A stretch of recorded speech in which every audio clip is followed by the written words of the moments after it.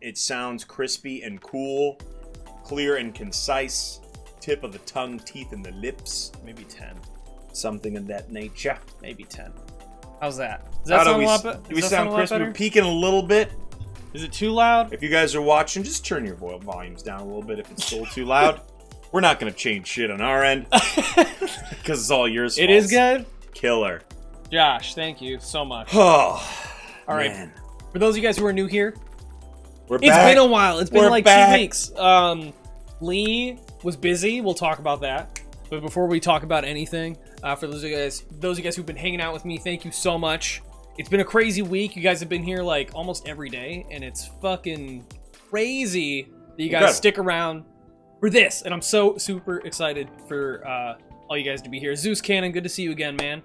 I watched the stream last night. I was lurking. I was lurking in the stream last night as you guys were hanging out. I was a tired Damn, boy. you guys are having a good time on the internets. Oh, dude. Such a good time. Now, this is something a little different than Conky's normal stream. Yeah, we're not playing games. We're talking about things. Yeah. You guys can't wait. You guys just waiting for all of these goodies that we're going to talk about. Yeah. But for those of you guys who haven't been here before, this is called the Exp Talk Show. Basically, the premise of the show is that we are fueled by science. So we pick some highlights or scientific articles or articles of scientific nature, discovery, new stuff, new technology, whatever it is. And then we talk about it. And we're not experts at all. Like, neither me or Lee are experts. We just like talking about these things and sharing this stuff with you and the people who may not have heard of it or could engage in the conversation is what's important. So that's pretty much it. As far as like alerts, raids, hosts, all that fun stuff, I try to, since we don't have headphones in and we can't hear when they're going on, I usually keep them muted. And then we'll have a whole section where we thank everyone. The thing that I ask is that if you see any new people come in, please be warm, please be welcoming, and when we get to the point where we can do like Q&A or just like thank everyone, we will do that. So please let anybody know if they do like anything. I really appreciate it. We understand that, like, when these streams get pretty packed up, we get it. It's like we want to react to every single thing that you guys say and every sort of question and reaction and all this kind of stuff. But we understand that sometimes this is not possible, Right. Like, you get so many reactions and you're just like, gosh, want to catch up. But we just like really like to get into the conversation. And sometimes, I don't know if you ever do this, but like sometimes I just tune it all out and then we're just in conversation. Yeah. So like we do that because we enjoy doing it. Mm-hmm. This is kind of like how our ADD brains usually work, as we like to, really just get fueled into a conversation, just get lost in the sauce, so to speak. Ride the wave. And we do that because we feel like that's the best way to, kind of broadcast it. If we were like back and forth between like, oh yeah, then it's like, I don't think it would be just as much of it, like just as deep of a conversation. Right. We'll get into the thick of it and stuff, but so we appreciate you guys' patience hanging out. Dude, ADHD hype. I dig those I don't know buttons. whose emote that is, but that's a good emote. A combination before we get of emotes. started, Zeus Cannon wants to see your tattoos. Okay. There's my tattoos. Some of it's gotten on the green screen. You can kind of see my arm disappear. Speaking of green screen, do you see that green screen tattoo on Reddit? Yeah. That Rick and Morty one? Yeah. For like 2 seconds, I was like, that's cool. And then after that, I was like, that's the stupidest thing. It is dumb, yeah. It's getting a green screen tattoo. The one on his bicep is a commemoration for his dog Dexter. Yeah. So you guys ever seen a show, Dexter's Laboratory? Dexter's That's his little Laboratory. His little button he uses at the beginning, where it's like he turns on his sign for Dexter's Laboratory. Yeah. Pretty cool. Yeah. But okay, so welcome to the XP Talk Show. Yeah. Super cool. I'm ConkyDong64, Steve, and I'm Lee, R2 Lee 2, friendly astromech droid. Mm-hmm. Before we get started in the scientific articles we have selected, we usually start talking about our past 2 weeks. In this case, because I was out of town last week, and I'll get into the thick of it and stuff. But that counts for another weekend of us not hanging out and talking about it, right? Yep. So give us your past couple weeks, dude. What do you got? It's been crazy. Oh man. But it's not been crazy in the sense of like anything super crazy happening. The crazy thing I've been able to do is stream a lot more. This is honestly the most people we've had on the show, like ever. Well, So since good. last time. Last time we had around 30 people. So crazy. The fact that you guys are here means a lot. Like, this is something that the reason why I started streaming and broadcasting was to do more shows like this and have more dialogue in general, like with a bunch of people that could engage in the conversation too. So that's amazing. And I mean, the cool thing, dude, it's been crazy. Like, the channel support, like all of these people coming like every day has been insane. Yeah, you seem. I like... don't even know how to fucking like. It's weird going from like not really sure what I'm doing and like looking for a job and like all that other shit to like, okay, well, I'm still doing the same routine, but now I get to engage with people that I see every day, and like these are, I know, like some of them I know their first names, so like talking to them and being like, hey, what's up, blah blah blah. Like I'm not an entertainer. Like, you guys fucking consider me an entertainer or whatever, but like I'm just a dude on the internet, and the fact that they choose to spend any time with me, whether it's like they're donating, they're following or whatever, like even the free shit, you guys are spending time with me. Yeah, dude. And it's just insane. Like it's just been crazy. All of you guys, I see that map behind us? That's everyone. You guys, we're broadcasting from right here. Right here. And all you guys are right here. Yeah. But that's been the maybe biggest. a little down here, maybe a little up here, maybe a little over here, probably a little over here. We appreciate everyone coming in. This is like so cool. And again, just dude, from an outside party, man, like I'm so proud and happy that your stream is like obviously, you know, just gaining a lot of traction like this, because as you guys I'm sure understand, Steve is a very outgoing, very excited human being. His humor and his excitement is infectious, you know? So when you watch it, you're just like, I mean, you guys can sit back. You guys sit back, don't touch nothing on the keyboard. Sit back, soak it up, and look at that mustache. Are you sick? Are you kidding me right now? I added a slide that you don't know about. Oh no! There's a guy that he takes a tape measure and he goes like this. Oh yeah, you showed me. Oh, Yeah, okay, you showed me. good. It's so Okay, good. And I have a new one where Impressive. we're in Chili's. Oh, I took like a background in Chili's and like ate a bunch of different coffees. Like, welcome to Chili's. Come out here with a bottomless chips and 2-for-1 special.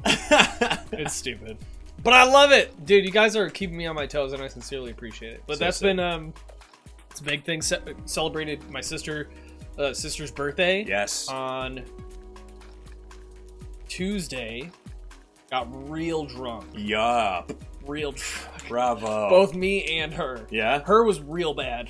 Yeah. She like. You guys go out, or you guys? Yeah, just, like, we hang went out to. It was some place in Downers Grove called like the Cellar Door, which is like, what is it from? There's some Cellar Door. The phrase Cellar Door is from Cellar a Door movie Provisions? with Halle Berry. Oh. And she's like, it's the most beautiful phrase I've ever heard, because she's got a lisp. I don't know. Halle Berry says that? Isn't it Halle Berry? No. If anyone's got it. I'm fucking terrible with celebrities. Who's the woman in 50 First Dates? That is not Halle Berry No. at all. Halle Berry is. That is she was Alicia a Catwoman. Silverstone? No, definitely not that. Somebody help me. I'm very bad with this. Holy shit! I'm drawing a blank too. Hey, Halle. No, we have to look this up. Use your computer. Oh my gosh! If only we had the power of the internet. Something for days. I'm gonna call you Asslick because I don't want to say the whole name. No one say it in the chat because I want to. Drew Barrymore. Drew Barrymore. That's Damn it! Come on! I was that close. Oh my god! Yeah, Drew Barrymore. She's like, what are the two? She's like, what's the most? Somebody said that. Some writer said that Cellar Door was the most beautiful combination of words. All comes from the name of the bar that you went to. That's Yeah. killer. Like Sorry, good beer? Was it just like, ADHD. yeah, totally. Yeah, they had Good good beer. beer. Half Acre was the Nice. I don't know. I don't remember which one because I drank a lot of it. It was really good. 7.5%. It's probably either their Gone Away or their Nope. Deep Space. Was it their Deep Space? It was Deep IPA? Space. Yeah. Mm-hmm. Oof. Shout out to Half Acre Beer Company out of Chicago. Yeah, but baby. yeah, Christina had That's too a- much, that's and then a she drunk ventured beer. off. Then I was like, dude, her boyfriend was like keeping tabs on her, Cool. but that was fun. Yeah, that's good, man. Yeah, Yeah, it was like, good. dude, Half Acre Beer will drunk you up. Yeah, I had 3, and I was like, woo! And then I Yeah. had like more after that. It Oh, was gosh, yeah. dangerous. Oh, and then I got to hang out with my friend James, who I hadn't had the chance to spend a lot of time with, just because life's busy. And, dude, okay, you know how lonely I was telling James, like, do you know how lonely it is for me to not work?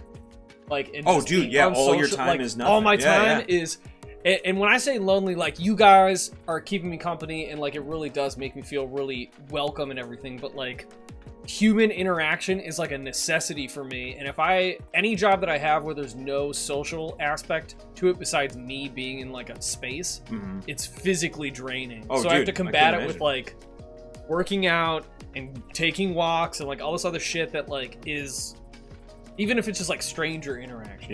You know what I mean? Well, because it's like because your entire day is like not taken up by work. It's like you just assume like, oh, I'll just call somebody up to grab some lunch or something like that. I remember early on when I would have like a day off during the week, I would kind of feel that way, where it's just like you're in the middle of the day, you're just like, what are my friends up to? And then you're like, oh shit, they're all working, you know? So it's like, so having that like every day of the week would be crazy. Yeah, it is crazy. And then Leia's been busy too, because she's been like dancing and shit on the weekends. Yeah, so she's crushing the dancing stuff. Dude, she's doing great. That's awesome. Yeah, dude. So it's like, you know, I've just been like hyper focusing on this shit, but not burning myself out.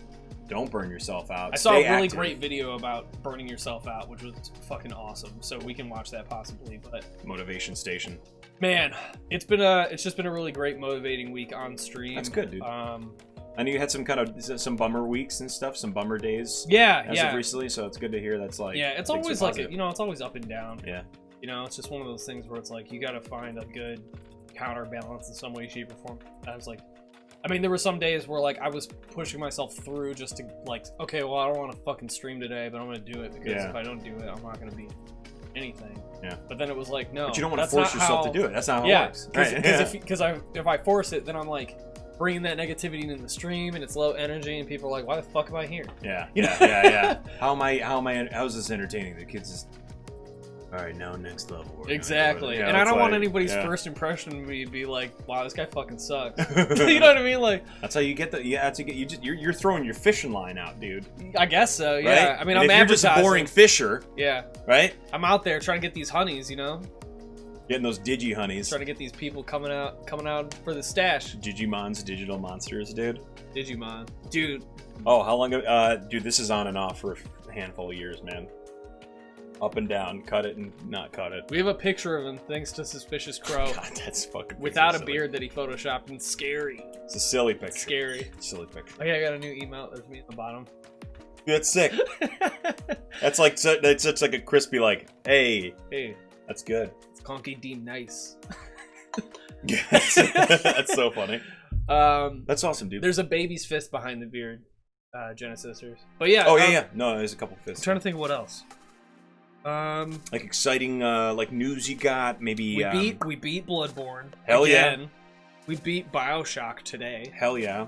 Saw you playing that yesterday. Monster Hunter World came out on PC now, and I'm like, shit. Oh, I should get it, but I fucking already have it, and if I buy it again, is it the same game? Is the same console? game, same exact game, except it just 60 frames per second, extra crispy, and it's pretty good. But is it $60 too? Yeah, it's $60. Damn, I hate that. You know what gets my dick hard? Not paying $60 for a game that I already spent $60 on. But I was like kind of curious about that game, like when it was out on console. Because like I was gonna get that on like PlayStation 4 Pro or something like that, you know. But if it's not 60. I mean, being really picky about it. I know. But like, dude, when you get that 60 frames, cross-platform, like it should be. Yeah. I was really fucking arguing this, that when you call a game Monster Hunter World, like it includes everyone, because it's the world. It's not just like Monster Hunter World, but only on PC. But only on PC and PS4 and Xbox. Like, why are these all separated? Bring them all together and let's hunt monsters together in the world. That's a future I understand. Like, imagine just like how connected the gamer worlds are now. Imagine just how connected they would be if all consoles just came together. I think we could stop wars amongst gamers. My goodness, that would be incredible. That's awesome, dude. Yeah, that's awesome. So it's been pretty chill. But positivity, dude, you've been having. Dude, I had a couple weeks, man. So I'll get to the Bachelor weekend in a moment. Yes, because that was next level. Yes. Okay. So the weekend before that, I do recall, is I went to, so downtown Chicago, there was this thing called the Wicker Park Fest, which is a big old festival that takes up like a mile-long strip downtown Chicago. Oh, sorry. Look at that. Mile-long strip. And it was awesome time. It's like super, it was like when I was with a couple friends out there, it was 50-50, like ultra hipster kids and like douchebag bro guys and gals, right? So it was a very weird combination of things, because usually when you go to like street festivals, it's not like is there turmoil? There isn't really turmoil. And it was a big, because it was so long, it was like spread out, and there was like a lot of mixture and a lot of just like, and there was, it was kind of funny because I was there for the punk rock, right? Yeah. There's a couple of punk rock bands I wanted to check out, and I got to see, which was super great. But like you went to the very end of this festival, and there was like the little small pocket of punk rock kids, and then it was like the kind of like artistic, like, you know, kind of grimy hipster kids, and then there was like the hip hop and rap stuff that was like some of the douchebag kids that were there. So it was a very weird but cool kind of like, you know, pool of people. There was like good food there, good beer, and stuff like that. So so that was a super rowdy time for Friday and Saturday. I went. And Friday, I hung out with one of my good buddies, Drew, who's like a high school buddy, and we saw the like Against Me on that Friday night. Yeah. So, which was super fun. And then after the show, well, we like went back to his friend's apartment, and we played like hobo dice games. Cool. So it's like just, you know, roll handful of dice. If you get threes or something like that, or like, you know, or twos, I think it was. Yeah. And it was just like, so it was like learning about these games, and it was just like, I had this weird epiphany where it's just like, holy shit, this is so simple, yet so entertaining. Yeah. And doing it with a bunch of group of people. And it was like kind of gambling. Imagine how old the game was. You know what I mean? Yeah, and I was thinking about that too, where it's like one of the kids in the group. Games. Yeah, one of the kids in the group was like, some like old guys, you know, taught me this game when I was in fucking New Orleans or something like that, right? That's cool. And it was like super cool, but I was just like, entertainment is crazy. Like the different levels of entertainment. So, because now when you like, it takes a lot of boredom to like figure that shit out. Yeah, because it's just like, well, you know, how do you come up with this? They used to be like stone, and they would carve it out and be like, oh, he's marking me this shit. Right. And then we had to figure out how to count first. Right. Fuck. You see kind of the layers to it? I'm with you. And like, what you're experiencing in your head right now is what I was doing there, like while we were playing the game, and I was like, holy shit. And like, I don't gamble. Yeah. I hate gambling. Not really into it, right? But just the, you know, they were just playing with dollars. Yeah. And then like putting it back in. So it really wasn't like, no one was really making a ton of money. Yeah, yeah. And so we were just like, oh, this is a great time. It was just like an entertainment. It was all like new kids. I met like 4 or 5 new people, and it was just like, that's a great experience. Really cool time. What you experienced was like a primitive form of like Twitch. Yeah, like not everyone, primitive, like everyone playing like games. More, everybody's playing a game, or more like just the online gaming. And like, hey, I like games. We're like, yeah, come on in here. Play, yeah. And then you're like associating with each other, and their screen names are really just real names. Right. It's like, hey, you're Joe. You're like, Joe, hey, I like this game. Yeah. Right. Yeah. So it was just like a super cool night of, you know, of just like nostalgia, nostalgia, hanging out with my punk rock friends and just like drinking beer, like. Oh man, it was good. It was a super good weekend for that. So, cool. So that hit, and then Bachelor weekend, the following weekend, dude. So it was a Thursday through late, early Monday morning. It was like a perfect amount of time. Highly suggested if you're taking a weekend trip, Thursday through Sunday. Yeah. Perfect. Right. So it's like it's a little bit, you know, you don't feel like you're rushed. Right. But you still aren't spending like a week long, you know what I mean? So it was like a perfect balance of that. Yeah. I do usually Thursday to Monday. Even better, right? Fuck Monday. Yeah, fuck Mondays, man. Well, I took Monday off too, but I was home. Nice. Long story short, it was a 10 p.m. flight from San Francisco to Chicago, which got in by 5 a.m. Oh, yeah, I know. So it was like an overnight flight. It was kind of rough, but I slept. I was a vegetable on Monday, so it's totally fine. Yeah. That's the kind where you wake up from the flight. Yeah. Oh, it was bad. It's the worst. Yeah, we'll get to that for the transportation side of it, which is why I kind of wanted to bring that up. But so I went to San Francisco. Went with all of my, or a good chunk. 2 guys unfortunately couldn't make it, but all of my bachelors and my bachelor party. Totally non-traditional bachelor party. When I say bachelor party, a lot of people are like, "Oh, strippers Get and fucked up get and fucked up naked and chicks, bro. So it was not like that, and so like flew into San Francisco, got to stay with two of our buddies, Cool. which don't know each other, never knew each other. One of them were two friends from high school. The other were like an old friend at work. Never knew each other, and they live in the same building. Wow. Holy Like shit. in San Francisco. That's crazy. And they're all from Chicago. The coincidence. The coincidence was unbelievable. Chicago or San Francisco is not a small place. No. Right? So it was just the roll of the dice for that was pretty crazy. Holy shit, that's crazy. Right? It was so nuts. Because What we are were the filling odds? out. They I know. didn't know each other? We were filling out the or I was getting all the addresses for the the invitations and stuff for the wedding. And Elaine was like, "Is this right?" She saw like theirs, they're all of theirs, and there was, "Is this right?" I was like, "Holy shit, yeah!" Like they live in the same building. It was so nuts. Damn. So we flew in, spent the first day at the California Academy of Sciences. Explain. Science podcast, California Academy of Sciences. It basically combines, in Chicago terms, it was like a little bit of field museum, a little bit of Shedd Aquarium, a tiny bit of Adler Planetarium, all mixed into like one place. That sounds great. Right? In the middle of the Golden Gate Park in San Francisco, which is just like this big like forest, which they have like different, they have the California Academy of Sciences, they have this like, these like Zen gardens, they have these like floral gardens, these like art exhibits, and like it's just beauty, incarnate in this just area of forest. It's great. Oh yeah. So we spent the day at the California Academy of Sciences first. Got to see a couple of like those giant dome shows. One of them was about this was fucking awesome. This one was about like the coral reefs. Oh, right? Cool. So it was a giant, like it feels 3D. If you guys have ever been to like a dome theater movie, right? So it feels super 3D, but it's not. And you're sitting down in this super comfy ass chair. I fell asleep during the movie, but I was super comfy chair, and it's just, and the visuals are incredible. Yeah. It was all 3D. It was all like animation, so it wasn't like actual footage, which like was okay. But like the details they were showing, I never knew how coral reefs, like they're a living organism, like how they grow and like they take energy from the sun and they take all these nutrients. They create their own bone structure, which then like grows. It was like it's like fascinating. its own network thing. Yeah, it was its own network. It was just like fucking the most fascinating thing, right? Hell yeah. And then it was like, the coral reefs are getting destroyed by this, and this, and this, and like, and they were talking about basically like don't eat cheeseburgers because like burger meat it contributes like directly to like the destruction of coral reefs for some reason. What? That's the part I kind of fell asleep during, but that was an element of it, Whoa, I need to look that up. Yeah, so it's like, and it relates me to eating just burgers.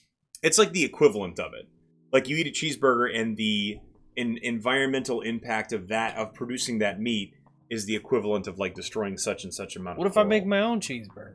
Well, then there you go. You're not contributing to the destruction of coral reefs. This is talking like McDonald's burgers and that bullshit. But if you're doing like grass-fed and all that kind of stuff, it's all good. But, maybe. Yeah, sustainable farming, I'm all about you. So we all need that, right? So so it was so that was a great day. Killed some time. It was the most beautiful weather. The whole time? Most of the time. Oh, okay. So the other thing about San Francisco, California. Have you been to San Francisco before? Yeah. So it's like no, I haven't. I've been to San Diego. Yeah. So I've never San even Diego's seen the beautiful, Golden right? Gate Bridge. Oh, dude, it is a spectacle. I'll show you pictures. Yeah, I know. I saw your brother Paul post some pictures, and I was like, dude, that is like when you're there. The fact that man made that is crazy. I was having those same thoughts. It's like man made the Golden Gate Bridge, and it's 81 years old. That bridge, which is incredible, right? So San Francisco's weather is so fucking weird. Why? The weirdest, right? So. Well, it'll be like 80 degrees outside, but like 60 degrees in the shade. Well, so not only that, so like so for example, at the airport, which is kind of like, this is San Francisco, right? Airport's kind of down here, downtown, or outside of San Francisco, and at the airport, it's like 75 and sunny, beautiful weather, cool, like a light breeze, right? Sure. Then we drove up to where their apartment is, and it's cloudy and like 60, 50.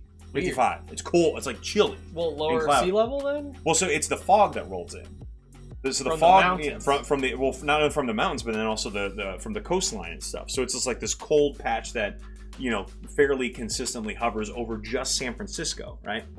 So in San Francisco, a majority of the time, there was a couple days that were just beautiful in San Francisco, so it was perfect. But like, there's a couple moments where it's like clouds are rolling in, fog is rolling in, and it just looked like garbage outside. Yeah, but doesn't it change rather quickly? It does. No, it changes if you go out of the city, right? Oh, so okay. we went. So there was a day, which I'll talk about.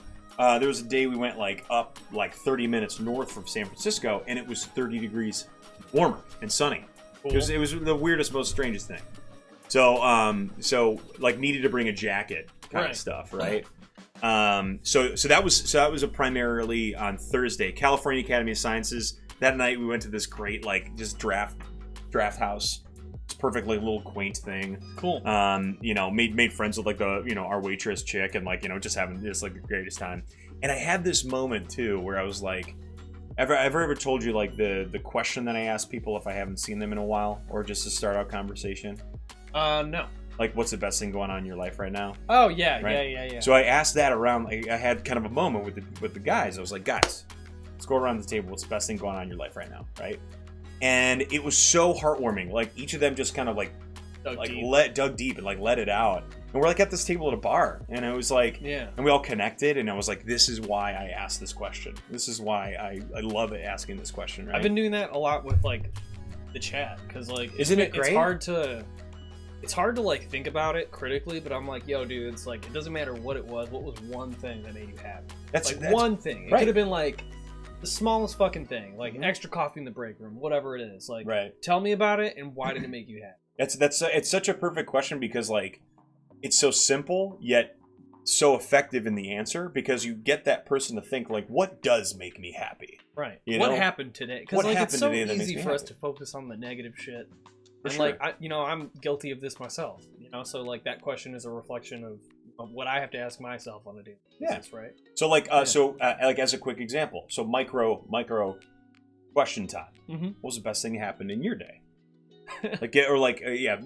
Most exciting thing about your day. It's been really cool just being able to meet all these new people. Right. Just online. It's been right a weird thing for me because like it's just like, oh, you want to be successful in streaming, like all this other shit. It's like, that's not really the goal. The goal has always been to like entertain to a certain degree, but I really want to be able to like just connect with people and share my experience so they can feel comfortable sharing theirs. Yeah. Because the hardest part about like this whole Twitch thing is like there's so much spectrum to like how people exist on here. The authenticity is very much on it. I don't know if this is real or not scale. That's what I've strived to do very much so in this. Yeah. In like how I handle myself online. We've had those conversations where it's like some people are just like, I'll be whatever I. Don't get me wrong, like I'll meme and shit, but like if I need to get serious, like it happens. Like transition. Let's talk about this shit right now. Yeah. So that's cool, man. So it took you that kind of absorption of your activities in the day. You felt something proud about what you did today, and it just like, and it's so great. You have that ability to talk about it. So it's like and it shows like my hard work is paying off. You guys are still here, So it's like fucking radical. Can we like hype up every individual? I don't know how to. How does the internet do that? Exclamation point hype, and then it says hype, and then it's just emotes of me crying. Can everybody just like throw in some hype in the chat? Yeah, that sounds so radical. I don't know why it's crying, Steve. It's hilarious to me because like that's hype. That is super hype. If I'm super like stoked or whatever, then like I don't know, I'd cry. So, all right, there we go. Yeah, so you build that hype, see, and now everyone's getting excited. You got that response, which is so fucking trippy when you get that response from people from a command of some kind. So that's why I like to ask that. It's just like, you like I don't think it's we do this enough where we sit back and just ask each other, dude, what's the best thing going on in your life right now? And you talk about it and you fuel it, right? Mm-hmm. You as a receiving party in that conversation, you're fueling that excitement and re-encouraging and stuff like that. Yeah. And then it simply just gives you the ability to have a conversation, right? Yeah. Especially when it's someone like, hey, I haven't seen you in such a long time. We're gonna do a quick role play. Mm-hmm. Okay. So you're you. Yeah. Right? And I'm a person that you haven't seen in a long time. You're friends, kinda, but you haven't seen each other in a long time. Life carries on. Yeah. And scene. Yeah. Yo, dude, what's up? Hey, oh my Steve, god. what's up? Yo, dude. Wait, can we hug? Yeah, is for that sure, weird? man. Yeah. Yo, okay. dude, it's been a while. Cool, man. yeah. Dude, I know this is kind of weird, but like, how's everything been going? Like, what's like the coolest thing happening to you right now? Good. It's good? It's good. It's good? What's going on? Good. What's on? Wait, what's going on? The point of this, right? The point of this, you were going where it was better to go, but kind of like a normal conversation you have with someone when you haven't seen them in a while. It's just like, hey man, what's up? What's going on? You're like, good. It's good. Everything's good. Good. Yeah. Gotta go. Good. All right, see ya. You know, it's just like that's all. I'm not gonna do that. Like if I wasn't planning to meet them. Well, yeah, I mean, it's just like it's like just some sort of different interaction that you normally have that's not as uncomfortable. Right. Like I hate those and because I'm guilty of it too. Like I have some of those conversations on occasion where it's just like, oh hey man, what's up? Good. Cool man, you doing good? Where you work? Those kind of just normal stuff. So but yeah, so I asked that question to all the guys at the round table at that bar, and it was just like. It was a great humble moment, and it was exactly why I like asking that, and talking about that, because then it the whole group gets to see that vulnerability in some people, and the whole group gets to connect a little bit more with the other individual, and it was awesome. Yeah, that was day one. Day one of I'm sorry that I'm taking this time. That's okay. You're good. Because it was truly one of the best weekends I've had in such a long time. Yeah, dude. Because it was just a combination of. How just often do you get to dudes. hang out with the homies for that consecutive amount of time? For sure. Without any sort of obligation or care in the world besides the stuff that you like to do. Right. And it was just and it's all the stuff that we did was something that we all like to do.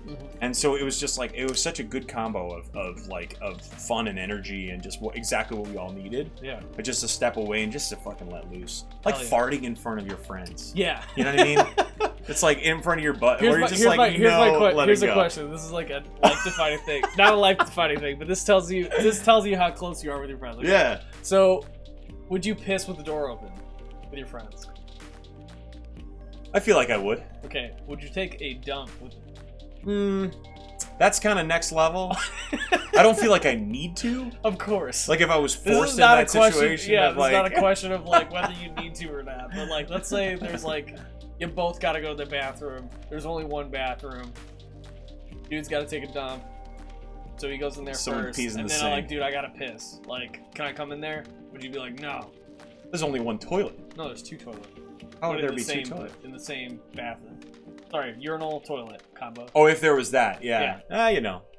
If it was like a public bathroom? Yeah. Is that what you're saying? No. It's not a public bathroom. It's one of those Man, I wish I had a urinal, a urinal and a toilet. Because they do that in some places. In some places they do. You'll walk in and you're like, there's a urinal buddies. and a toilet. What the fuck's going on? I do have buddies that I would and have done that with.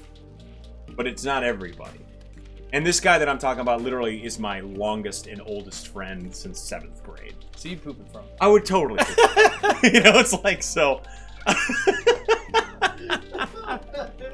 Because that is next level friendship, That's a good question. dude. Yeah, it is next level friendship. Hey, There's a lot of motions. Oh man, I was with my that. best friends, man. I was hanging out with my best friends over the weekend, man. It was such a good time. Poop in front of them? That's a good question, dude. It's a good one because you Straight have to to the point. You have to really think about it. You're like, what person in my group of friends would I poop in front of? Who would I in the situation where it had to happen, that's hilarious. Not even you see my dick or anything, but I'm pooping and you got to come in and use the urinal. I'm not moving, buddy. Yeah, but that's the connection you want with people. Get to that level of comfort. Yeah, and what that takes is. Expressing your vulnerability, talking about your insecurities, being a true dude to each other. You're like, I feel this way. It hurts. I want to talk about it. Boom. Right? Goes back to our masculinity conversation too. Yeah. Right? Yeah. To break down those walls, man. Talk with people. So that was great. Friday hits. So I have an incredible buddy that works out at Lucasfilm out in California. Right? And this is a difficult. I'm going to make sure that I could talk what I need to talk about. So went out to Lucasfilm, and he made the whole trip unreal, right? You have to be chosen. You got to be chosen to Jedi. work there, right? You got to be chosen to work there. It's not a huge team. Nobody just works for fucking Lucasfilm. You can't just walk into Lucasfilm and start, the job, please. So you gotta know people. you got to know people, and so The council has to. Sorry.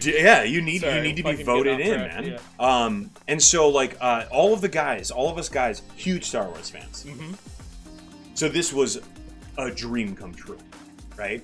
And so we got to go to the Skywalker Ranch, which is George Lucas's private property.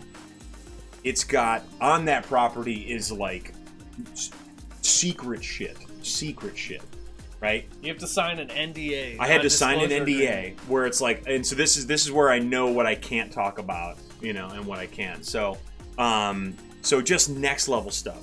That stuff I'll keep out of it. I'm not gonna talk about anything about the ranch part of it. But I walked away with a cool T-shirt, right? Cool. My brother and my friend Jake got me this, like, those like jackets that look like a button-up shirt. Yeah.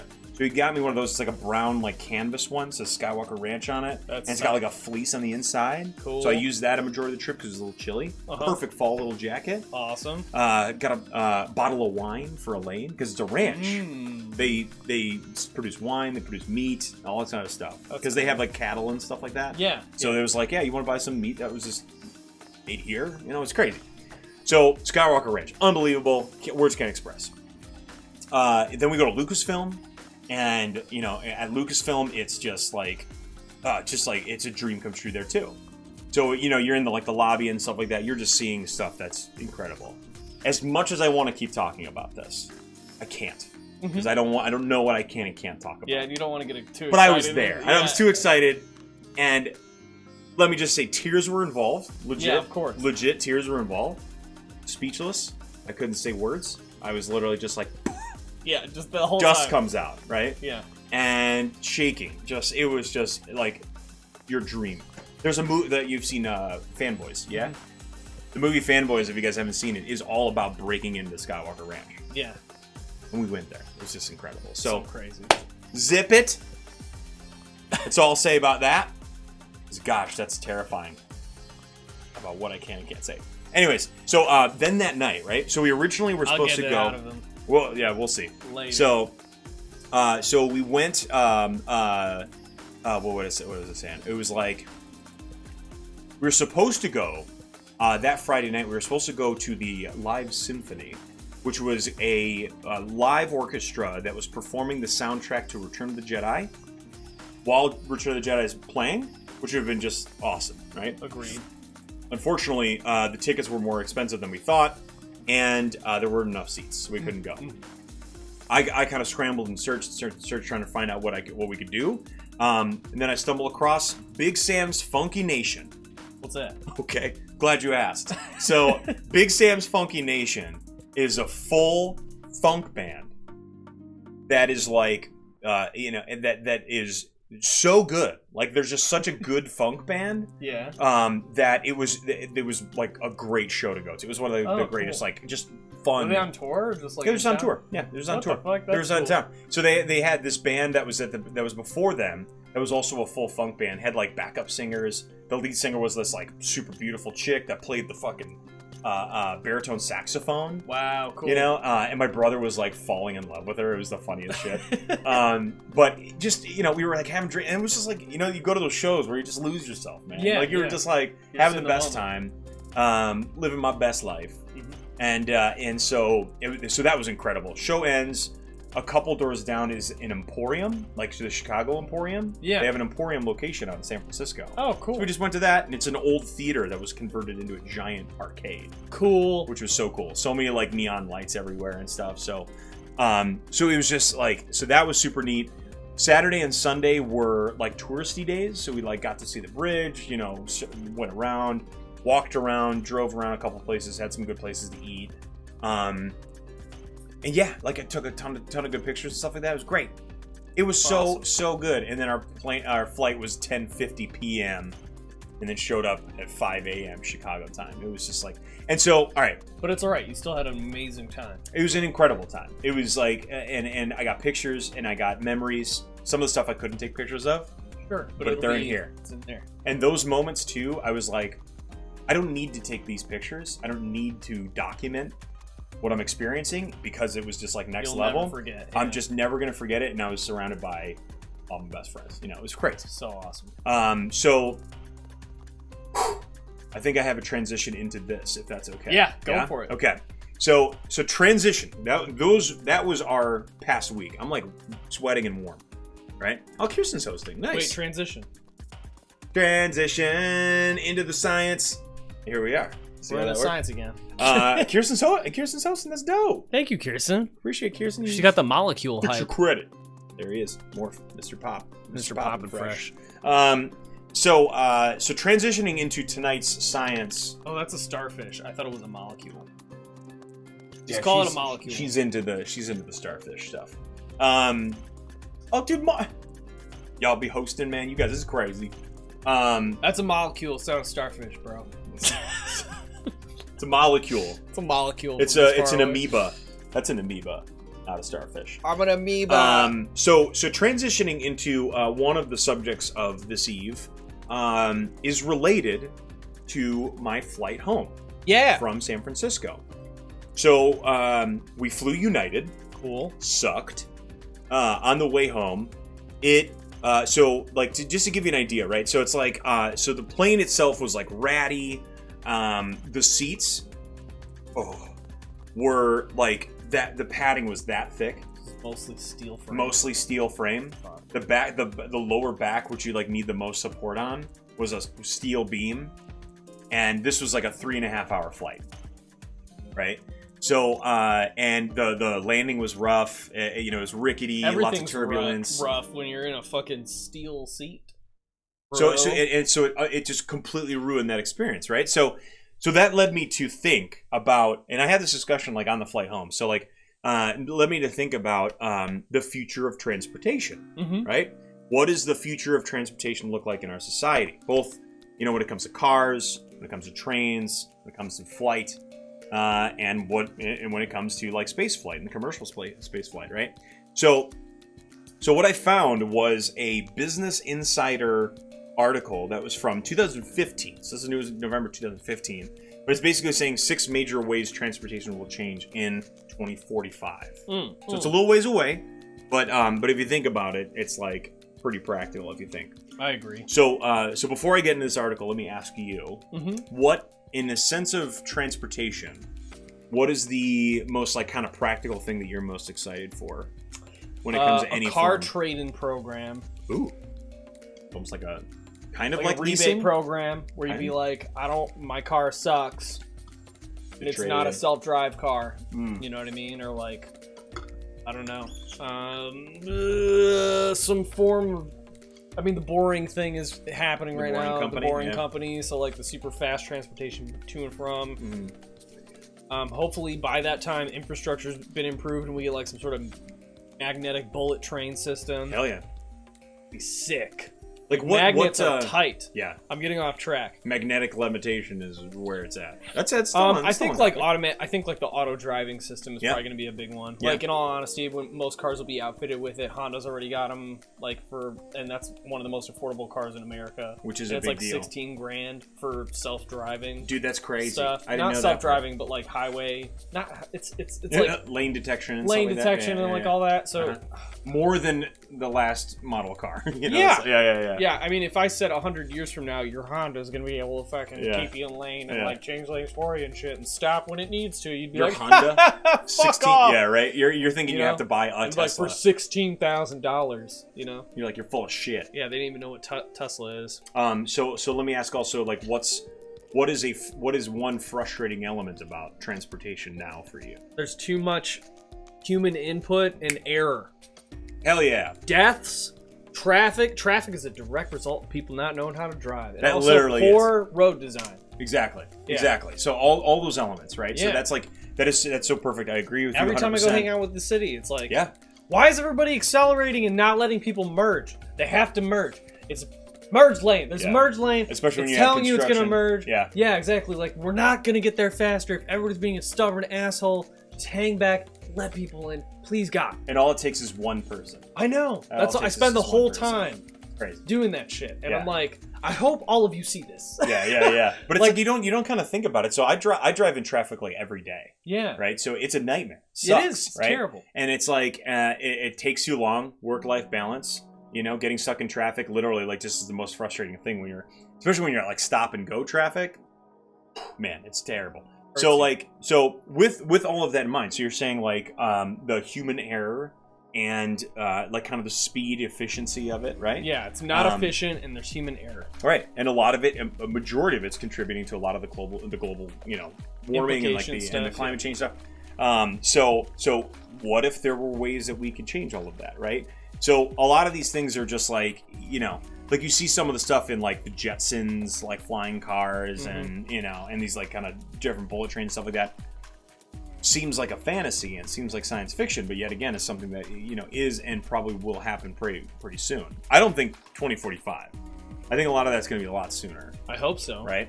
So these were 6 again major ways of transportation that Futurama tubes. Futurama tubes. Yeah. Right. Please. So one of them they were talking about was the Hyperloop by 2025, which is a little bit more of an attainable goal at this point, right? Yeah, because it's already being done, I guess. Chicago's getting one of the Boring Company's loops, or one of the Boring Company's trains. And reason being, and I don't know exactly how real that is. I'm pretty sure I read an article like it is a done deal. They just have to start the construction on it pretty soon or something like that. Yeah. But one of the problems in Chicago, and this problem, but is it takes like a good 45 minutes if you're driving or public transit from downtown to the airport, to O'Hare. Right. And for me, I live in Logan Square, so it's like it's probably 35-ish minutes, and I'm closer from downtown just to get to the airport, just right? Traffic. So yeah, this Hyperloop, which is that magnetic levitation, bullet train, so to speak, is supposed to just cut that time to like a quarter. Like two minutes. Something like that. Yeah. Even like you're instantly there almost, right? Yeah. So not even a problem. So if you think about that, it's like, well, duh. Like, why would you not want to do that? But then you have to think about the infrastructure and kind of the planning on it. Right. So that was one of them. Was like the hyperlooping and like bullet trains and stuff like that. I would love that. Right. I take the train too. Would, yeah. The L train is garbage. The whole train system. Rickety. It's stupid. Yeah. Well, we don't invest in like improving anything. Just like it's built. Right. It still works, bros. Like yeah. The problem is the future infrastructure versus the existing infrastructure. Right. You know what I mean? To reconstruct something versus just construct something new. Just robot it. Just fucking robot. Automated robots, right? 3D print it all. 3D print all of it. Right? Second one, so I'm just going to blast through these and we could kind of chat through them, right? So next one was flying cars. Yep. Right? No, I don't know about flying cars. Probably a more distant future kind of thing. I don't think it's like needed. That's a longer time, I think. Right? In rural areas, probably. That would make sense. In cities, I think they just need to get more people off the roads, right? Yeah. Which is actually something else that I'll talk about. But like, flying cars, I don't think is a necessity per se. No. Super cool, super futuristic. Oh yeah. Not a necessity, right? Yeah. But people are still gonna make it. It's gonna happen. happen. Flying cars will happen. Yeah. I mean, it's kind of already happening now. It'd be better than a bus, I would say. Like. Yeah. But I think all like suburban or rural places. You could do it all with magnets, probably. Right. Something like that. We just gotta we need to know polarization. How to, right. Magnetized rail. They need a fully electric helicopter. Once that happens, next level. Oh, yeah, can you imagine, right? Next one was. Would it be silent? No, because it'd still be like. But it would be much more silent than the engine being like. I don't even know if there is like a fucking. I guess the engine sound would still be there. It would just be. Think of a drone. That's still loud, right? It's still pretty loud because it's got to create that force, right? Yeah, but it's just not the engine that's making that noise, right? Yeah. Sorry, no problem. So the next one was people would be driven around in driverless pods by 2025. Seems tight. Much more attainable, right? Because if you think about it, like all you would hypothetically need to do, you cut out a lane in an existing highway or an existing street, Sure. dedicated just to these driverless pods. Yeah. Right? People get dropped off, they drive around. It has the autonomous driving systems like a lot of, cars All of have this today. needs the core thing first. It's universal basic income. Hell yeah. That's the first thing. I don't know exactly how that directly applies, but yes, I understand. Well, because like the innovation part goes into play. Like, there's no Uber drivers, there's no fucking taxi cabs. Like, everybody would need to be able to have access to this technology in order for it to work. My worry is that it would be like, I mean, obviously, this is just my opinion. Yeah. I think it should happen first. Will it happen first? Probably not. Probably the standard thing happens where like the latest technology and all that other shit is given to the rich and then eventually given down to other people, but I don't know about that. Well, I think this, like, if the cost of something like this rolls out, if the cost is fairly inexpensive, the production, the maintenance, the sustainability it's of it, automated, right? If it's automated, so that eliminates any sort of human interaction. You're talking about the same thing over and over batteries. again, running on batteries. Right. So if the execution is cheap, it would be the same, if not less than a regular train right now. Agreed. Right? Yep. Pay $2.25 or something like that, and you're getting from A to B. Right? Eliminates the drivers, eliminates the congestion on the road. Accidents. More people. Right. Less population control. So you see all these benefits to it, but obviously the execution is different than that. But so just quick side note, based off of this kind of, you were talking about taxis. Yeah. Did you hear what they're doing in New York? No. They put like a temporary restriction on how many Lyfts and Ubers the city can have. Oh. So that they can investigate, ride-sharing services because of how much an effect it had on the taxi industry. Because like 6 people have committed suicide in New York because of like their loss of work and like, their life's imbalanced and stuff like that. So taxis obviously are taking a huge hit because of these ride-sharing services. So they're like restricting it for a year. It's like a temporary ban or some temporary restriction. So it's interesting to see how those would change. So especially something like this, like driverless little pods, like the jobs that you're creating, yes, are not as much, but it's a jump in technology. I mean, it's gonna have to phase out eventually. We always talk about this, like it's just a matter of time before everything's automated and there's no jobs. So like you have to give people something to survive off of. You can't just have them die from not being able to work. You know what I mean? So that's where that comes into play. Hopefully, and then I'm hoping that Renaissance is like fast paces the human race into each other. And it will. Being all hippie and shit. I mean, it will, because like you're now focusing on people that are literally just. You have no reason. You have nothing else to do. Yeah. What the fuck else are you gonna do? Live and be bored? Sure, there'll be those people, but like, what about the other people? Well, they're gonna want to fucking create things, and do things, and entertain, and be on Twitch, and do other shit. I mean, if you think about it, so like I know it's obviously not the same situation at all, but like in your shoes, imagine if you were just like getting paid just regularly, right? So, it'd be amazing. It'd be incredible. We've talked about this before, right? We talked about universal basic income before. So it's a very interesting theory to it. So sorry. Go on. No problem. New numbers. Next one. I think we're almost done. I got 2 more. So now the next one is it will be possible to ride in a hypersonic jet high in the atmosphere by 2040. That picture is stupid as fuck. Yeah, looks like a fat little plane. Hypersonic jets, meaning what's the time travel on those? Do they have those? So not particularly, but there's a U.S. Patent and Trademark Office that actually approved a patent for an Airbus. Okay. That could transport you from London to New York in just 1 hour. That's fucking unreal. That is. You know how long that flight is now? It's like 16 hours. Yeah. It's crazy. I think it's like 7 or 8 hours, something like that, because that's like the very eastern tip of the U.S. going to the UK. But it's long as fuck. It's like half a day, if not more. Right? Dude, imagine just like. Take it. So imagine this. So if you think about it this way, right? So an Airbus, 1 hour from London to New York, right? My flight from Chicago to San Francisco, going from Chicago to San Francisco was 4 hours. So it'd be like 30 minutes or what? Can you imagine? No. Right? Let's take hey man, you want to take a weekend trip to London? Yeah, dude. Are you kidding? I'll meet you there on Friday in the afternoon. Right? Yeah. Like, I'm I barf all over myself on the way over because it's so fucking crazy. Dude, as an old person, I don't even know if I can get my fucking head around that shit. Dude, you're gonna take a pill that's gonna be this like you fall asleep or whatever. So an hour to get from London to New York. So like, so that was what I was thinking like on that flight back from San Francisco. I was 30 like, minutes. Just we need some sort like we haven't touched the like planes as far as their basic technology. I don't know in how many years. You know All what I mean? traveler international? No, it doesn't mention that. Max, that's a good question though. Yeah, what's the question? Does the article discuss if it would be all travel or just international? Well, like again, I would assume like anything that's extensive. When you would start again, the way you would think about it is the technology is given at the most need, so international, right, and then it would trickle down into everything else. Right. It's just a matter of time before it's available, and by time we're talking about like a few grandpas, probably like 300 years. Yeah, probably like a few grandpas, something like that. Yeah, God, I love that analogy. It's so simple. A few grandpas. That's not a lot of time, guys. Yeah. Even one grandpa. One grandpa's like 70 years, 80 years. Yeah. But but now that is one element of the same concept of just upgrading any sort of flight options, right?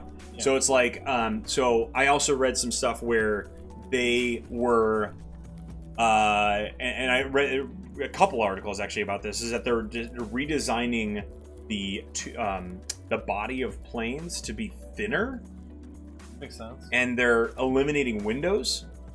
So they cut out all the windows and stuff like that because that's what also causes it to be more aerodynamic and actually cuts through the air much smoother. So and then on the inside of it's like LED, there's like video panels or something like that shows outside. It's kind of crazy, right? So they also wouldn't have to use as much fuel. Right, and that's the other thing, right? So that was the benefit, is not as much fuel, you get there faster. So to the point where it's going from Atlanta to Boston, perfect example. That flight's probably, 2 hours? 2 hours, yeah. Something like that. Cuts it down to 20 minutes. 30 minutes. Right? Something like that. What if it was like 5 fucking minutes? So that's the ideal of the 20 minutes it would be like preparing to take off and then landing and then getting off the plane, but like the flight would be like, imagine like, like that feeling in your chest and shit. You're like, we're gonna die, and then like, hey, we're here. Yeah, right. But that actually brings up another point about the takeoff and landing. They can be scary. Oh, of course. Right, even in turbulence and stuff like that. So hopefully these other updates. Do I still get potential peanuts? Flying. Honestly, there's no time for peanuts. Max. People don't know. By the way, United. Quick feedback. So they were passing out mandatorily like these little fucking wafers, these like brown sugar wafers or something like that. They were like, everyone has to take one, and I'm like, I don't want to eat this. Yeah, it's garbage. Just leave it. I'd rather be give it to somebody else. Yeah, they give it to somebody else. Efficiency. Yeah, it's fucking just frustrating. tuck it in the front pocket for somebody else to find. Yeah, right. Not a good experience. Not a good experience. I'd United. imagine that was the case. So flights and that kind of improving too. And there's a whole point to all of this that I actually want to have a quick discussion on. The last one, it says super tall buildings will serve as spaceports by 2045. So this combined the idea of building buildings that were of these crazy, these future carbon materials that are stronger, withstand more, wind pressure and flexing and stuff like that. So this combines those space elevators that we've talked about way back in the day, and also just being able to use kind of rockets to travel too. Yeah. So all of this, this will wrap up this whole kind of conversation. So all of the potential and basically inevitable future of better travel places, I've thought about it this way. So, we joke about like, hey man, let's take an hour-long trip to London. Yep. Take an hour to get to London, right? I'm just going to sleep in, and I'll meet you there, kind of thing, right? So, or you go to different places that you completely have never been to before, right? Oh my God. If you think about what's up, who we got? We got hosted. Oh, we got hosted, y'all. Inhuman, holy shit, dude. So beautiful. Hello, welcome people to the XP. We got a fucking partnered streamer who decided to host the channel. Let me give you a smooch. Thank you. It's all the smooches. Hi. I'm Steve. ConkyDunk64. This is Lee. This is the XP Talk Show. We're tech show. This is the XP The tech show. So we are. We'll give a little update recap for those of you just joining us, right? So guys, welcome. For those of you who are just joining us, we are Lee and Steve. Steve Lee. This is the Exp Talk Show podcast show. Talk show podcast. Kirsten is my sis. And we do this show every week. We talked about like our past weeks, just kind of what we have been doing. Yep. I had adventurous. We both had adventurous past weeks. Now we're just talking about a little bit of science stuff, talking about the future of transportation. Yep. As we fly through space, which this is really trippy, and we're sorry. This is kind of nauseous. That's pretty funny. So we were just kind of getting in the thick of it, and just talked about. I found a Business Insider article that was basing off of 6 major ways that transportation will change by 2045. Mm-hmm. So talked about different things: Hyperloop, automatic, like the transport pods for people, space flight, and all that kind of jazz. Space flight, all that. So the beautiful thing, the kind of cultural thing that I am looking forward to with better transportation options. If we are able to get places quicker, it makes us more inclined to visit those other places. Right. And expose ourselves to different cultures. And new experiences. And completely new experiences, right? So the reason why that kind of came up into mind is like what they're trying to do with virtual reality. Another segue. Yeah. Right? What they're trying to do with virtual reality. That's my scientific topic. That's his topic. This is a perfect segue conversation, right? So VR companies are trying to be like, okay, we're going to film this decimated, city in Syria or something like that. Uh-huh. We're going to film it in VR so that someone in the United States can be, like, ironically, a fat piece of shit on the couch. Like and Mark just be Zuckerberg. Like, right. That was so embarrassing, right? Dude, oh my God, So yeah, if you guys haven't seen it, it's fucking embarrassing. Like he's like so bad. It's post hurricane. Is it Katrina? I think it was Katrina. I think it was Katrina. No, it was in Puerto Rico. This is in Puerto Rico. Yeah, this is the Puerto Rico. So he just like he him and some other person are like, God. oh, see, we can be here but not be here. But his avatar is like super happy and like fucking cartoony. He's like, oh, look, we're here, blah blah blah, and it's this really extremely detached way to experience anything. Sorry, go ahead. Yeah, no, that's exactly it. And like, objectively, you can understand why setting up VR in a place you can't visit would be nice. Yes. To try to experience it to some degree. Agreed. There's documentary filmmakers that were trying to do that too, to just show how fucked up the world is, right? Yeah, which is important. I think, like, even if I understand the intent behind it, but to like. Yeah. There's good ways to do it and there's bad ways to do it. Exactly. So with this, so you have another thing. So it's like transporting places now.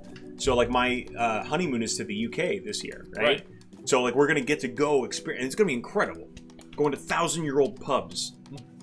What? It's gonna be amazing. 1,000. However, it's also thousands of dollars to get us there and back and spend the time there. Right. So if I spent a fraction of the cost, spent a fraction of the time, making it more available to go to, I can experience those cultures because I'm there, right? Yeah. And then that, in turn, then creates this amazing sense of connectivity with everybody around the world. Right. Where that it's inexpensive just to travel anywhere you want to go. Right. And you are living those experiences in other cultures. Like right now, it's so foreign to everybody because they've never been there before. Yeah. And it's just like such a culture shock because you're not used to it. If you become used to it, yeah, I'm going to go to China this week, or whatever. It's like that. So that's the inevitable positive feature that I see coming out of a lot of this, like.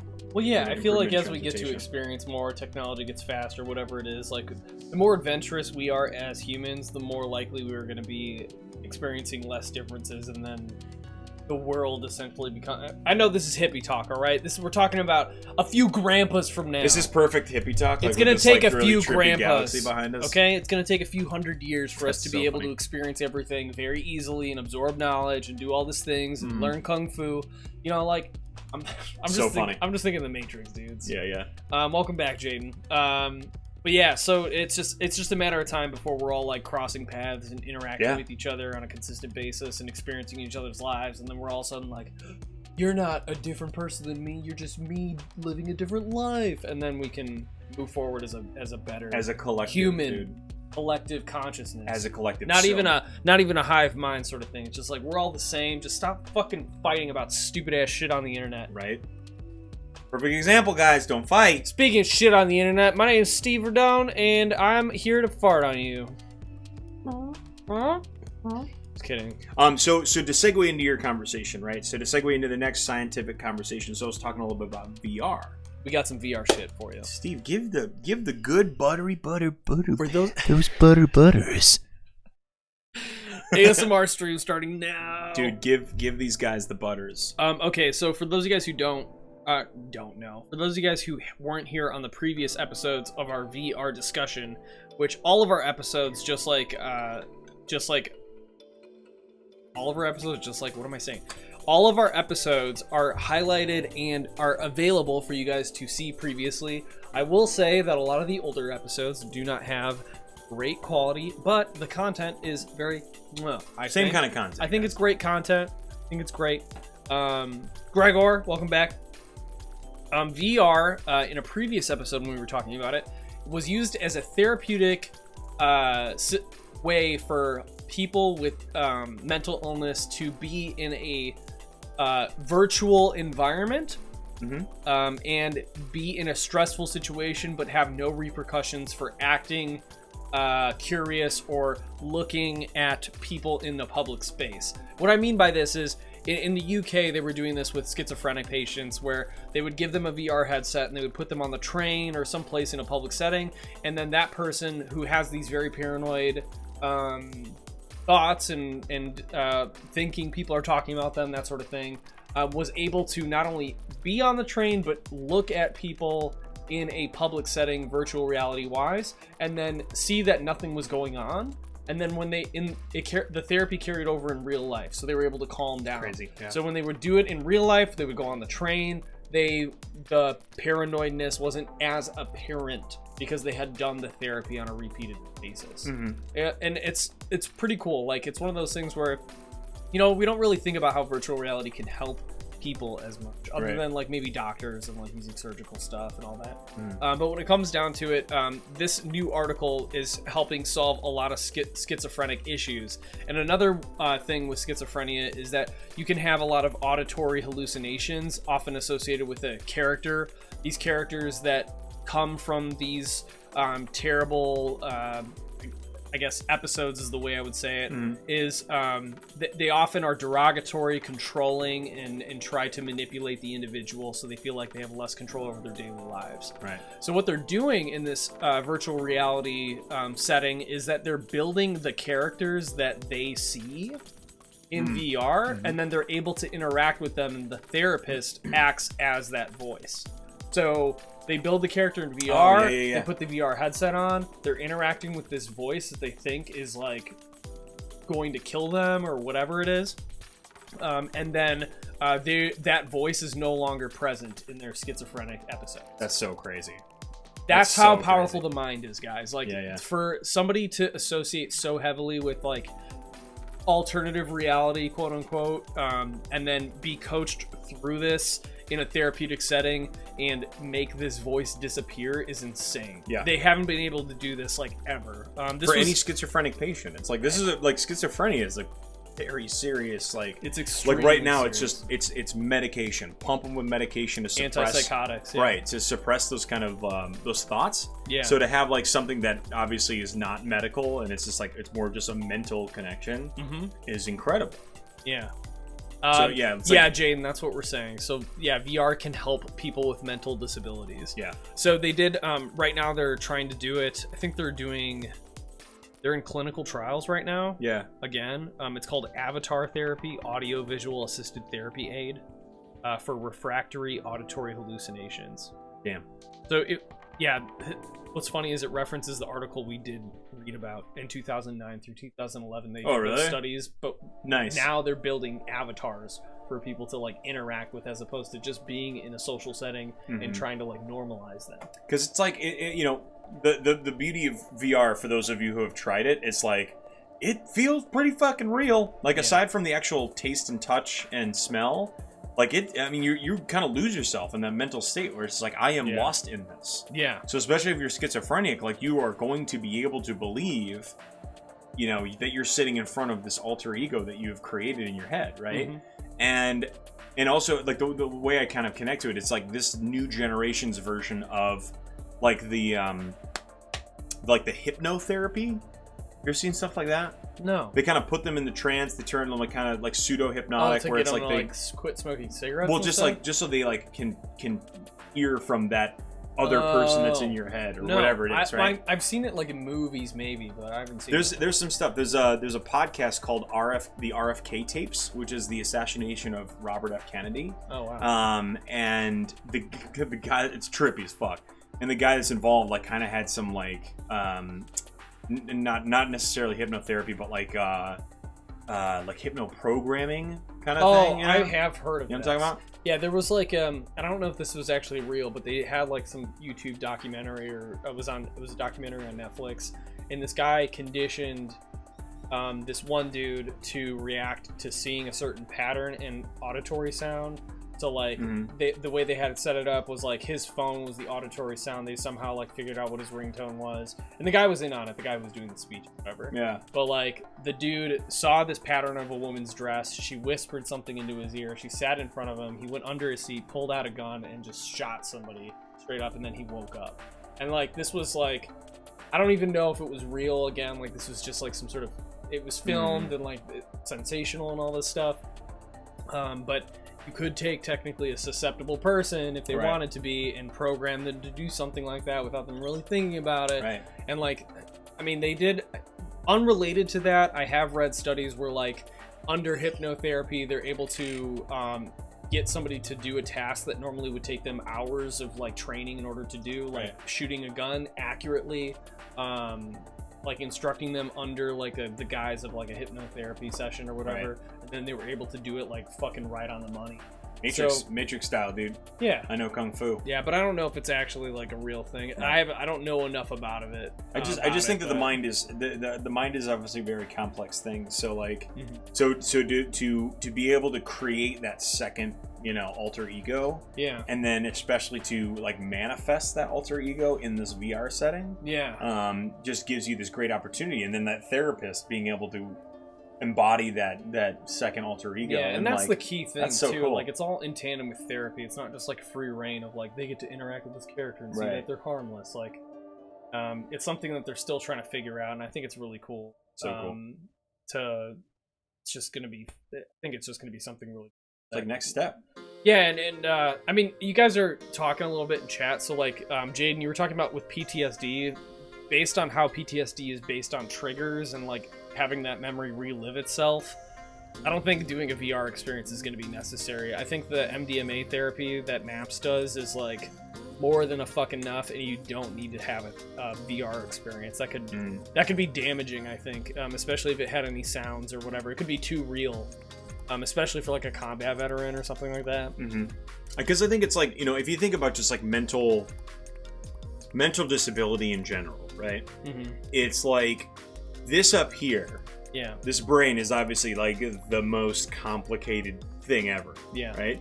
We obviously can create computers that can compute, you know, brain functions 1 billion times faster or whatever it is. Yeah, but not at the level the brain does. Not the complexity that a brain can have. So it's like, so that being said, we don't know every layer of the brain's capabilities, right? You know, we can we know drugs and stuff like that kind of lift the mental state and like kind of put you in a different mindset and stuff like that. So why not? Can there be like some sort of programming element to it, or again like kind of fixing element for especially those with like kind of the mental disabilities? You know? Yeah, I mean it's just going to be heavily influenced by therapy. Like augmented reality is one of those things where you can experience and do whatever you need to, and even if it's something like say based on fear. Yeah. You know what I mean? Like you're not going to be in any immediate danger. You know what I mean? Like from it or anything. Like you could experience. Obviously, you would have to be vetted so that you're not going to like, traumatize yourself. Right. But you could play. I mean, there's some scary fucking games. Insanely this VR realistic. Stuff. No, don't like them. Dude, if you played Outlast in VR, you would fucking shit. I don't care who you are. Who everywhere. If you, dude, Resident Evil 7 in VR was I watched crazy. I watched you play it, and I was instantly terrified. sweaty. And I've played through that game like more than once because it's actually a really fun game. Like when you get down to it, but man, the VR just fucking ups that shit by like 100.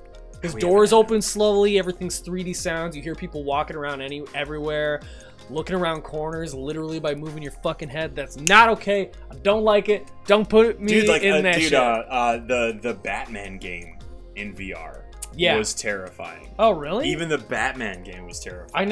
The Telltale? Arkham Knight. It's Arkham Knight. Yeah. Oh, I didn't know they. Oh, yeah, I remember. Yeah. So I played it, and there's this like one moment where it's like you walk up to like actually walk, but you kind of move up to these 3 cells. These like closed door, like rusty and dark and grimy everywhere. So you have to go up to the 3 cells and find the Joker. You don't know which cell he's in, right? So you go to one, and it's of course like this guy that's like he's like all freaking out, right? You go to this other one where it's like a teddy bear that's all like bloody and shit, and then you go to the other one and God, it's so fucked up. So you open it up, and then it's like you hear Joker. He's like, come here, right? Yeah. And you can't see him, but you hear him, so you have to like get up close into this fucking thing, and then it's just like, oh, it's fucking terrible. It was scary. I was like, ugh. The Joker is terrifying because he's so unpredictable. You don't know what the fuck that guy's gonna do, right? Even the loading screen, the character like bio section of this game, like you're in the Batcave, and you like go over here and you grab these cartridges to put them in this like little hologram thing that shows each of these characters' bios, right? You go to the Joker, and the Joker's like, sitting there like this or whatever, and you can get up in his, in his face and like come around it. God, man, it's trippy. VR is amazing. It's scary. It is amazing, but it's amazing. One of the best things I've gotten to experience. It does magical things. Imagine being out here. Jaden, that's not an actual fact. What's not a fact? Accessing only 10% of your brain. Yeah, that's kind of a weird, dumb one. That was like an urban myth. Stone Oni says, all right, how much money do I have to throw around to get Conky to down a 1/4 ounce of mushrooms and get a sensory deprivation tank? I'll do it for free. I'm just kidding. This is not a TOS. I cannot accept any of those things, and that substance is illegal. I do not condone it. Yeah, so take that, put in your pipe. You could see the universe in this channel. Why would you need an ounce of mushrooms for a hero's journey? You don't need any drugs to look at the space and science, right? No, it's right here. Hey, look at it. It's so beautiful, dude. Fucking pretty. Man. You seen any documentaries lately? Ooh. No, but Christina was freaking me out with this one robot documentary talking about. Damn. It was about robots that are used for surgical studies, and then how they got past the whole like FDA approval thing because they use the same robot but slightly modify it to do different surgeries, and people are getting fucking killed.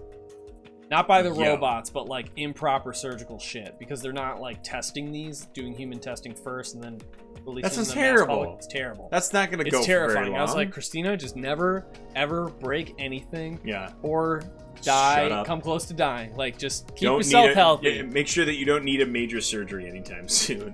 Want to blow your mind? All the stuff in your drugs is also the stuff in space. So when you smoke weed, you are literally smoking the universe. Dude, fuck yeah, dude. Fuck yeah, dude. Dude, Mr. Poppin' Fresh has got it, dude. But real talk. For all-star stuff, dude. Real talk. The whole, like, drug war thing is a huge problem that we have, and the reason for that is because these substances can be used for therapy. Like, you guys see it in the info panel. MAPS, the Multidisciplinary Association of Psychedelic Studies, they're curing PTSD with a psychedelic substance, MDMA, and that substance is currently illegal. Oh, big news. I actually have a second article. Ooh. MAPS. Surprise article. Yeah, MAPS is doing clinical trials of PTSD using cannabis now. What? Yeah, so they're in phase 1 trials right now. Damn, dude. Of cannabis. But dude, it's fucking nuts. That's a huge deal. So when the reason why it's a big deal, and let me just the article is pretty much we're using cannabis to. Yeah. That's the whole article. I don't really need to get into it. But the reason why it's important is because these substances, if yielded positive results, now set a standard for what everyone should be looking at in terms of other drugs or substances that are going to be the safer route to go than pharmaceuticals, or even just the research and discovery of things, something as simple as cannabis. Right. Like, it's not being researched, like, enough. globally. It's or literally enough, not being researched so that we can enough of a capacity for us to understand it. Yeah, I was reading, and that's why pharmaceuticals get a bad rap. Like drugs,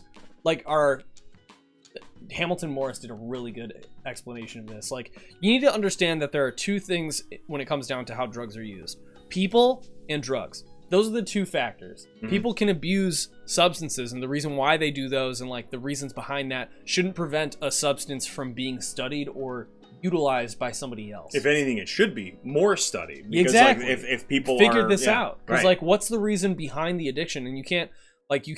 We've done episodes on addiction and drugs mm-hmm. and all that, and drug addiction and all that stuff. We actually have a whole episode about it. You guys can check it out in the highlights. We should do another episode refresher course on that, because like it's something that I'm very passionate about, and mm-hmm. I can talk about mm-hmm. for hours and whatever. But it's one of those things where the substances need to be studied, and it doesn't matter, if it makes you feel good or if it's just plain old bad. Mm-hmm. We should be figuring out what it does. Oh, ooh, Bleeding Edge. That might be the documentary you're talking about. That's it. Shout out Dan. Top you, Dan. Fox. Nice job, dude. Love you, baby girl. Yeah. I hope you guys enjoyed it. I mean, this is a good Q&A section, yeah? I think so, yeah. Yeah, so I think that that will wrap up our scientific conversations. Yeah. Which, just a quick recap, guys, we talked a little bit about the future of transportation, what that means for our society, what kind of things are, practical going to happen. And Steve brought us in with some more schizophrenia treatment. True that. Using VR, which is just an incredible thing. So we got some good stuff talking about it, but we want to transition then into our Q&A section here. So got a good chunk of you guys in. We wanted to just see if you guys had questions for us, maybe something about what we talked about, maybe something that you guys are just curious about. Maybe you want to have us discuss, because Steve and I are ADHD to the max, so we love to we're like, oh yeah, let's talk about that too. So give it to us. We want to open the floor for everybody. See if they had any sort of questions for the chat. Questions me. Because if not, I just might have to sing more theme songs, right? Goddamn. Sitting in space, cause we're sitting in space. Don't forget that we are sitting in space. Bob, Bob, sit in space. Sitting in space. I'm trying to get this right. We are sitting in space today. Okay, he's got a question. Jaden. So basically, the government tries to cure disease by using drugs. That's not a question. Wait, is it a question? I didn't read all of it. Digs them and try to put these substances in place of drugs, but then. So basically, the government tries to cure disease by using drugs, but when people get addicted to them, they try to put in a substance to replace the drug, but then get them addicted on that. I don't know. So that's not a question, Jaden. I see what you're saying, but I see where you're going with it. So it's kind of like you're talking about the vicious cycle of drugs in the pharmaceutical industry, which I totally understand. Yeah. So being prescribed something and knowing how it acts is one thing, but if you're addicted to something, you're not going to be prescribed a drug. The only drug that I can think of that's that you would be prescribed, and it's only in Canada does this, is oh my gosh, it's not benzos. Benzos is benzo blah blah blah. The Tane is a painkiller that you would be. Yeah, like Oxycontin and stuff like that. Yeah. But a lot of that was fueled by money. It was truthfully the creation and the fueling of that drug. So here's my problem with that perspective, because it sounds like I'm trying to defend them, but if people knew this drug was addictive, that, of course it's addictive. We knew about that. It was documented. Hamilton Morris talks about this a lot. He's for them to be oh, the pharmaceuticals companies are evil, and it's just another way for you to take out the individual in that action and figure out what's going on there. Mm-hmm. So how did they get addicted to these substances in the first place? Right. Which is not, I mean, I feel both of those can kind of be discovered and learned about at the same time, because that's two different elements, because the problem can come from both sides. Yes, where it's there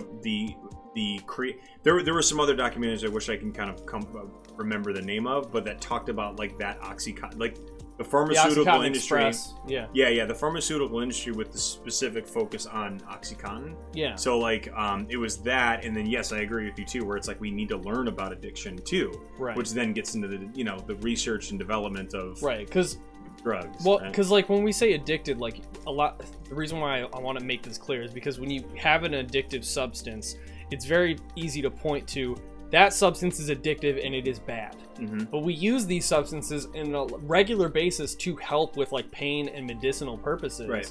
and that shouldn't be excluded from the conversation. Right. So like the hip replacement thing. Yeah. So getting I was just gonna mention that. Getting your hip replaced, you are literally given the most medicinally clean dose of heroin you could possibly have, and a lot of people don't know that. Like, you are given the purest form of heroin ever conceived.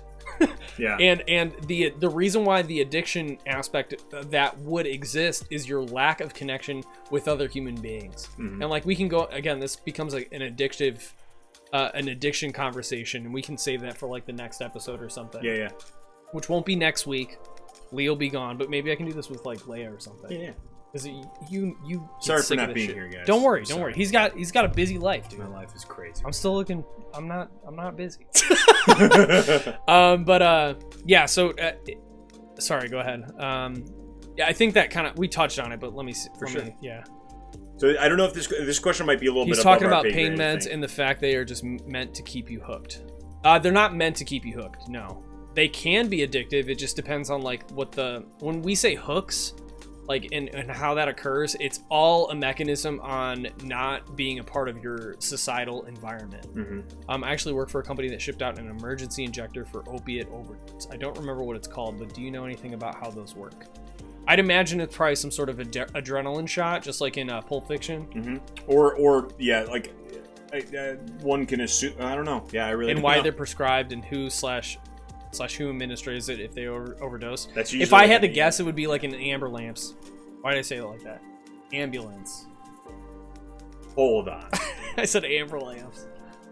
It's from. Did anyone else just hear that? Steve just called it an amber lamps. I'm sorry. Amber lamps. Amber lamps. I am not laughing and stopping this because of like the fact that you fucked that up. But that word is hilarious. It is funny. That's why I say And it. also, you like didn't. turning kinda red. Your brain just turned that into syllables. It's because people said, like, I have a group of friends who say amber lamps, and that it's just like, someone called it amber lamps. He said amber lamps. Yeah, it's funny. I don't know. In a very, like, what's also funny is that we're, like, Nonchalant. talking to something very serious here. Yeah, I guess so. Yeah, when people overdose, it's They a call very it serious thing. ambulance. So, and they could get some serious damage in internal organs, potentially die. Something like an opioid shot, like an adrenaline shot, something like that. FZ. And as we know, the only people that can supply that shot are people that drive God damn it. amber lamps. God damn it, look at this wobble lamp. That's Oh, so Blackberry, good, dude. amber lamps. Oh, Blackberry had a job, amber Blackberry. lamps. Amber lamps.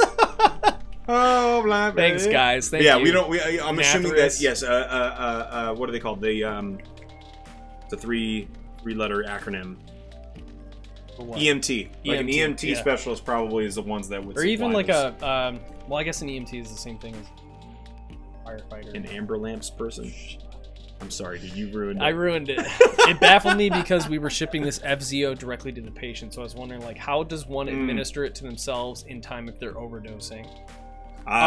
That's a good question. I don't know. that is a tough question. I mean, like, in societal. it's if case I'm by going case. off of like movies, in Pulp Fiction, it was kept in the freezer right, to be used at any time. like they just had it because they were druggies anyway, and they they knew were like they if might they were get gonna, overdose. Yeah, right, they might right. overdose. Yeah. Probably the super wealthy fucking Yeah, I do mean, that. Like, for how those fucked is for those that? of you guys who don't know about Josh, can you do me a favor and post the Kurzgesagt video for addiction, just so people can watch it? Because Oh, I'm it's not such a going to good keep video. Yeah, I'm not it's going to such a keep good Lee video. here any longer for this. Does anybody have It's any a other? great video. We've seen it a few times, but it's a great video on the explanation of addiction. It explains the problem with addiction and societal problem with addiction and like everything. It does a really good job of outlining it. Yeah. And it explains a lot of things. Like, I mean, for those of you guys who don't know, in other countries, you can do heroin on a regular basis without having to be jailed or anything. I You believe can it do in is a in safe Holland. environment. Is it in Holland? I believe it is in Holland. I'd imagine it's Finland. You can do anything. Something in like Finland or Holland. Maybe you go to do heroin. It's not that the substances is addictive, Jaden. I mean, that's part of it. Like, a substance can be addictive, but the reason why it's issued is because the medicinal value that it provides outweighs the possibility of somebody being addicted to the substance. Right. And it's just because you're taking a substance doesn't mean that you can be addicted to it. If you have a... Exactly. It's not a disease. It's not a disorder. It's a... Sorry, go ahead. No problem. The only reason I wanted to stop is because Kirsten, like, we've dealt with that personally. So, like, that was always our kind of, like, growing up philosophy. Like, is it a disease or is it a disorder? Right. And this is kind of aside from that. And it's actually neither. It's more of, like, a societal, you know, connection to it. It's very fascinating. It's very, very fascinating, Kirsten. Especially, I think you would dig that video. Yeah. If you guys want, Yeah. I mean, let's finish up questions here. Yeah. And then I will come back and we'll watch that video together. So Posy questions, guys. Posy questions. And if I get home in time, we have some time. It is Overwatch update tonight. Summer Games 2018. So some of those new skins, we got to get those. Lindsay, thank you for gifting us up. Kirsten, you can. I have been. No, you don't. Videos. You don't need to be. You don't need to be though. It's like you soak it all up. But like, yeah, it's fascinating. Oh, that whole channel, Kurzgesagt, is fucking amazing. Bravo. Yeah. What do we got? Was there anybody else with questions related to the content we covered, or just anything? Let's get some posy questions in here. What's a posy question? Positive question? Oh, it doesn't even need to be positive. Yeah. Just fucking ask us questions if you have it. Kirsten wants to play Overwatch. Let's do it. I'll be home a little later because I'm going to be hungry and I want to eat when I get home. And then I'll probably play for a little bit. Dude, that Reinhardt skin is dope. You see him? Yes. He's like a football player. So sick. I also like Zenyatta with the baseballs. That's also sick. Right. Shaved eyebrows, yay or nay? I'd say nay. Speaking of shaved eyebrows. Welcome in. Speaking of shaved eyebrows, they weren't shaved. That's kind of offensive in the scheme of what I'm about to say. There is... Oh, boy. Is there a trend? It's not shaved. There's a character in the new show Barry on HBO. If you're not I don't watching have it HBO. we'll figure it out. Barry on HBO, wonderful piece of television. It stars Bill Hader. He plays an assassin. Cool. That wants to leave being an assassin and be an actor. Cool. It's a fucking great show. I'm all about But the reason why I thought about shaved eyebrows, which again, it's offensive because there's a guy, the actor has alopecia on it, and he plays this like comedic Russian guy. I'm sorry, that made me think about that. No worries. I think it depends. If you want to do it, do it. But don't shave it and then paint it back on. That's where I get frustrated. If you shave it and then paint it back on the way you want. Jaden, what's your question? Lee, do you need extra entertainment at your wedding? I make a great wedding guest at the miscellaneous table. No charge. That's pretty good. I think I'm good. I think I'll be okay. Is the earth flat? Do you not fucking see? Look at this. It's literally, this is the perfect image There's a right now. round earth behind us. This is a live feed. It's round. This is a live feed of us on the ISS. Fucking round. You'd shave them and get them tattooed? People fucking do that. Wouldn't it be weird, though, to have those eyebrows when you're old? I guess Because not. they'd still be, like, perfect. Yeah, like, right? What's going on? Do you think any in Detroit Become Human will become reality? That's Probably. not a GIF. That's not an Earth. That's a GIF of the Earth. Flat Earth confirmed. It's raining. It is raining. Sorry. I gotta run to my car. ADD. Okay. Yeah, I guess so. You're not wrong there. All right. I mean, nowadays, any last question? Oh, do you think anything in Detroit Become Human will become a reality? That is a good question. I do not know because I have not played the game. Neither have I, but I was very interested in it. It's kind of a cool conceptual information. It looks there, cool. so. I want to play it. I'm gonna wait till it's on sale on PlayStation Plus. Hell yeah! Let's wait. Well, it is on sale. It's like $40 right now. Oh, man, it'll be cheaper. $40. Still $40. If you guys want to send it to me, I'm down. Send us some credits. Right? You're gonna get you tattoo on my arm. You're gonna get me a tattoo, dude. Get a mustache on your hand so you can be like, I'm Conky Dog 64. D&D stream. I don't D&D, man. I'm sorry. Did you believe the androids were a new life form? They're gonna be. I think it's like Steve and I kind of have this philosophy. Like we talked about transporting consciousness into a robot body. So we're somehow going to be able to download our information in our brains onto some sort of indestructible hard disk. Yeah. And then upload it into a robot body. And we don't know what happens after death, but consciousness can transcend reality, maybe. So you never know. I mean, and the reason why we know that's going to happen, the Earth is weird, is because, as we know, science fiction predicts the future because it teases the idea, it makes it seem like it's a reality, and then you're like, "Fuck, let's make it a reality." Yeah. Right? I believe it. Let's make it a reality. So yeah, Soma, I have played with, and I haven't finished it because it's so scary to me. But it's a cool game. I'll probably gotta replay it. So Kirsten says, "Have you played the game Utter Nonsense?" Dude, I think you would fucking dig it. We played it on Kirsten's stream a couple weeks back, I think. Yeah, a couple weeks back. And it's like Cards Against Humanity mixed with your best impressions and accents. And I watched you guys do it with the after the noodle thing. And it is a fun time, let me tell you. I remember watching that. I was like, what the fuck is happening? Dude. Because I left for a second, and I was like, why is everyone holding cards and talking? Right? And then I was like, oh, they're probably doing impressions or some shit. And that's exactly what we were doing. All right, bros. Thanks for hanging out. Mwah. Lee's going to get out of here. Mwah. Don't go anywhere if you want to stick around and watch the addiction episode with me. But this has been the XP Talk Show. Ooh. I'm ConkyDong64. I'm R2 Lee 2. And you guys can catch us not next week, but later. Well, you'll catch us in the future, but guys, just follow us on the internet. Subscribe to you guys, some of you guys. Thank you so much here. for like the host and everything. Let me really quick thank everyone. Yeah, big shout outs to everybody. You guys are great. It's Lindsay. Thank you for the gifted sub to Butt Shoes. Inhuman, thank you for that host, dude. I have yet to meet you or be in your stream, but the fact that you chose me means a lot. Thank you. Mr. Poppin' Fresh, thank you for the host. Kirsten, thank you for the host. For sure. Asslick, thank you for the host. Arabic Asslick. All right. The Hunger James, one of my best friends, thank you so much. And then a fellow Dong has followed. Thank you, Dongs TV. Dongulus. I'm going to be back. We're going to watch that Addiction episode on YouTube, and I'll see you guys soon. Overwatch maybe later? We'll play Overwatch. I'm down. I usually don't stream Overwatch, but if you guys want to hang around and see how good I am, I play it off stream, but I'm usually a carrier. My shoulders hurt. Do you guys hear that confidence? Catch us every week, at least around 7:30. I know today was 6:30 Central Standard Time. Oops. Check Wait, us what out. am I doing? Oh my gosh, check us out. Check us out. Come see us soon. The Exp Talk Show on Twitter. Follow Conky on ConkyDong64 on Twitter and Instagram. Give us a follow here. You get notified every time I go live. Love you. Kisses. Bye. Mwah. Mwah. Mwah. Be back soon.